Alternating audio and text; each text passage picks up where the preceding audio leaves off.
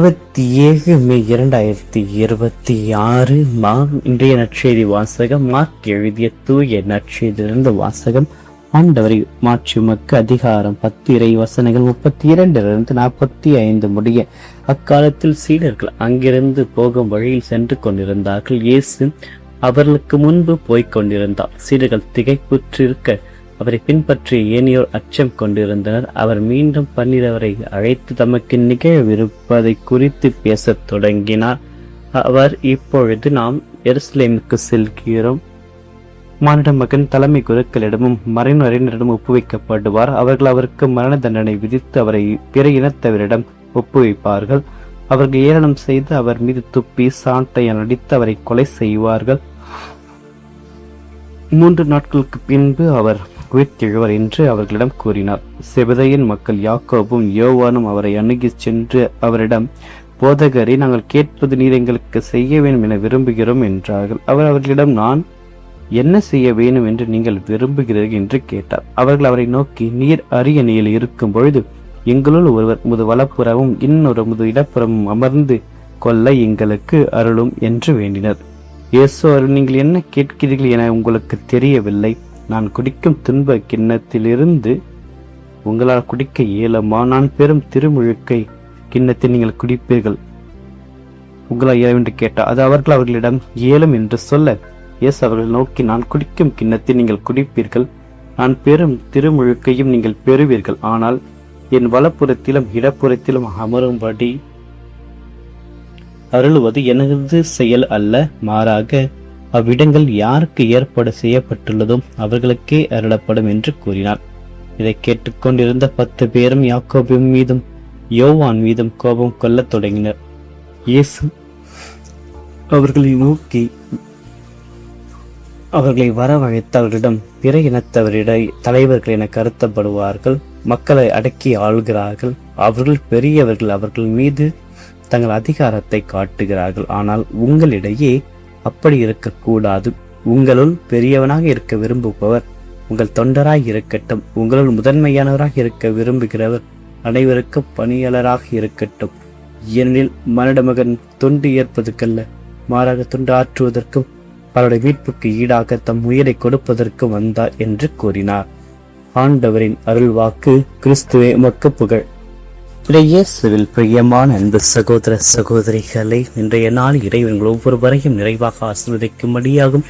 இன்றைய நாள் மரியனுடைய அமைதி குணத்தை நாம் தியானிக்க அழைக்கிறோம். மரியா மன அமைதியுடன் இருந்தவர், குழப்பத்தில் இருப்பதில்லை, இறைவனை நம்பியவர், அமைதியுடன் காத்தவர், ஆண்டவருடைய திட்டத்தை செம்மையாக அமைதியிலும் இறைவேண்டலிலும் வைத்து அதை நிறைவேற்றியவர். நாமும் அந்த அமைதி குணத்தின் பெற்றிட இறைவனிடத்தில் செபிப்போம். இன்றைய நற்செய்தி வாசகத்தின் வழியாக இறைவன் மீண்டுமாக நம் அனைவரையும் தன்னுடைய அன்பின் வார்த்தைக்கு அழைக்கின்றார். தாட்சியும் சேவையும் நிறைந்த ஒரு வார்த்தையில் இயேசு எருசலேமை நோக்கி பயணம் செய்வதையும், வழியில் சந்திக்கவிருக்கின்ற துன்பங்கள், மரணம் பற்றியும் உயிர்ப்பை பற்றியும் 3ஆம் முறையாக தன்னுடைய சீடர்களுக்கு முன்கூட்டியே அறிவிக்கிறார். ஆனால் சீடர்களும் இயேசுடைய சிலுவை பாதையை புரிந்து கொள்ளாமல் உலக புகழையும் அதிகாரத்தையும் தேடுகிறார்கள். யாக்கோபும் யோவானும் இயேசு அரசில் தங்களுக்கு முதன்மையான இடங்கள் வல பக்கமும் இடது பக்கம் வேண்டும் என்று கேட்கிறார்கள். இயேசு அவர்களுக்கு உண்மையான தலைமைத்துவத்தையும் அதிகாரத்தையும் கற்றுக் கொடுக்கிறார். நாமும் பல நேரங்கள் இவர்களைப் போலத்தான் இருக்கிறோம். துன்பங்கள் இல்லாத, சிலுவைகள் இல்லாத ஒரு கிறிஸ்துவ வாழ்க்கையை நாம் விரும்புகிறோம். ஆனால் சிலுவை இல்லாத கிறிஸ்துவம் அரைக்குறையானது. துன்பங்களை கண்டு ஓடாமல் இயேசுவை போல அதை எதிர்கொள்வதே உண்மையான சீடத்துவம். உலக அதிகாரம், இறைவார்த்தை அதிகாரமும் உலக மனிதர்கள் மற்ற மனிதர்களை அடக்கி ஆள்வதும் தங்களை பெரியவர்களாக காட்டவும் அதிகாரத்தை பயன்படுத்துகிறார்கள். ஆனால் இயேசு ஒரு புதிய விதியை நமக்கு கற்றுக் கொடுக்கிறார். பெரியவராக இருப்பவர்கள் தொண்டராக இருக்கட்டும். இறைவனுடைய பார்வையில் உயர்ந்த இடம் என்பது நாற்காலிகள் அல்ல, பிறருக்கு செய்கின்ற சேவையில் தான் இருக்கிறது. மற்றவர்களை காட்டிலும் நம்மை தாழ்த்தி கொள்வதே ஆன்மீக உயர்வு. ஆக இன்று மனிதன் இறைவனின் சீடராக இருக்க வேண்டும் என்றால் தொண்டு செய்யப்படுவதற்கென்று, தொண்டு ஆற்றுவதற்கு பலரின் மீட்புக்கு ஈடாக உயிரை கொடுப்பதற்கும் வர வேண்டும். அகில உலகையும் படைத்த இறைவனே மனிதனாக வந்து மனிதருடைய காரடிகளை கழுவி தம் உயிரையே சிலுவையில் தியாகம் செய்தார். நாம் பிறரிடமிருந்து மரியாதையும் சேவையும் எதிர்பார்ப்பதை நிறுத்திவிட்டு பிறருக்கு என்ன செய்ய முடியும் என்று சிந்திக்க வேண்டும். பண ஆசை, பதவி ஆசையை தவிர்க்க வேண்டும். குடும்பத்திலோ பணிபுரிந்த இடத்திலோ அல்லது திருச்சபையிலோ முதலில் பெற வேண்டும் என்ற சுயநலத்தை விட்டுவிட்டு சேவை மனப்பான்மையை கொள்ள இருக்க வேண்டும். நம்மை சுற்றியுள்ளவர்கள், எளியவர்கள், தேவையில் இருப்பவர்கள் மற்றும் பலவீனமானவர்கள் தொண்டு செய்ய முன் வர வேண்டும். துன்பங்களை ஏற்க வேண்டும். வாழ்வின் சோதனைகளையும் சிலுவைகளையும் நம்பிக்கையோடு தாங்கிக் கொள்ள பழக வேண்டும். இறைவன் நம் ஒவ்வொருவரையும் நிறைவாக ஆசீர்வதித்து இந்த நாளில் இந்த ஒரு குணத்தை நம்மில் பெற்றிடம் இறைவனுடைய தலைமைத்துவத்தையும் சீரத்துவத்தையும் பெற்றுக்கொள்ள சேவை மனப்பான்மை கொண்டிருக்க தொடர்ந்து ஜெபிப்போம். ஆமீன். தடுவமாக என்றும் வாழும் எல்லாம் அந்த இறைவா, இந்த புதிய நாளிற்காக மக்கள் நன்றி கூறுகிறோம். இன்றைய நாளில் செய்த அனைத்து நன்மைகளுக்கு நன்றியாக நீர் எங்களுடன் வழிநடத்தி தமைக்காக மக்கள் நன்றி கூறுகிறோம்.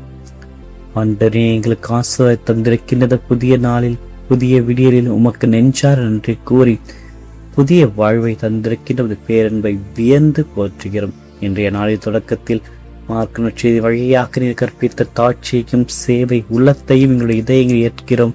தொண்டு செய்யப்படுவதற்கென்று தொண்டு செய்வதற்கே வந்தேன் என்ற ஒரு வார்த்தைகள் இன்று நாங்கள் எடுக்கின்ற ஒவ்வொரு முடிவிலும் செய்யும் ஒவ்வொரு செயலும் எங்களை வழிநடத்தட்டும். இந்நாள் எங்களை ஆட்கொள்கின்ற சுயநலம், கோபம், பெருமை மற்றும் பிறரை விட உயர்ந்தவராக காட்டிக்கொள்கின்ற பதவி ஆசைகள் அனைத்தும் எங்களை விடுவித்து இன்று நாங்கள் சந்திக்கும் மனிதரிடம் அன்பாகவும் பணியவாகவும் நடந்து கொள்ள எங்களுக்கு அருளை தாரும். எங்கள் குடும்பத்திலும் பணிபுரியும் இடத்திலும் அதிகாரத்தை காட்ட பிறருக்கு உதவி செய்கின்ற தொண்டனாக வாழ எங்களுக்கு கற்றுத்தாரும். இன்று எங்கள் வாழ்வில் வரும் இன்பங்களையும் சவால்களையும் சிலுவைகளையும் ஒரு திருவுலகமாக ஏற்று விசுவாசத்தோடு எதிர்கொள்கின்ற மன தைரியத்தை எங்களுக்கு தாரும். இன்று எங்கள் கைகளால் செய்யப்படுகின்ற பணிகளையும் நாங்கள் பேசுகின்ற வார்த்தைகளையும் ஆசீர்வதியும். அவை உமக்கு உகந்தவையாகவும் பிறருக்கு பயனுள்ளதாகவும் அமையட்டும். இந்த புதிய நாளை முழுமையாகவும் கைகளில் ஒப்படைக்கிறோம். எங்களோடு இருந்துகளை வழிநடத்தி ஏறலும். இன்று நாங்கள் சந்திக்கின்ற அனைத்து சவால்களை உமது துணையுண்டு வாழ்ந்திட எங்களுக்கு உதவியாக வாரும். ஆண்டவரை, இன்று நாங்கள் பதவிகளையும் அதிகாரத்தில் தேடி அலைந்து சீடருடைய மத்தியில் தொண்டு செய்வதற்கான ஒரு குணத்தை எங்களுக்கு தாரும். நீ கற்றுக் கொடுத்த இந்த உண்மையை எங்களுடைய இதயங்கள் ஆழமாக பாதிக்கிற வல்லமையுள்ள இறைவனாகிய நீரே மனிதனுடைய காலடிகளை கழுவும் சிலுவையிலும் உயிரை தியாகம் செய்ய உம்மை தாழ்த்தினீரே. அதே போன்ற ஒரு தாட்சி எங்களுடைய குடும்பங்களில், எங்களுடைய இடங்களிலும், திருச்சபையிலும் மற்ற இடத்திலும் நாங்கள் உயர்ந்தவர்களாக காட்டிக்கொள்ள முயற்சி செய்யாமல் சேவை செய்கின்ற நலனை பயக்கின்ற சுயநல போக்கை, பெருமையை ஒழித்திட எங்களுக்கு துணையாக வாரும். இயேசு துன்பங்களும் சோதனையும் இல்லாத ஒரு எளிமையான வாழ்வை மட்டுமே நாங்கள் தேடும்படி எங்களுக்கு உதவியாக வாரும். சிலுவைகளை நம்பிக்கையோடு சுமக்க எங்களுக்கு தைரியத்தை தாரும். நாங்கள் எப்பொழுதுமே பிறருக்கு தொண்டராக இருக்கின்ற ஒரு குணத்தை எங்களுக்கு தாரும்.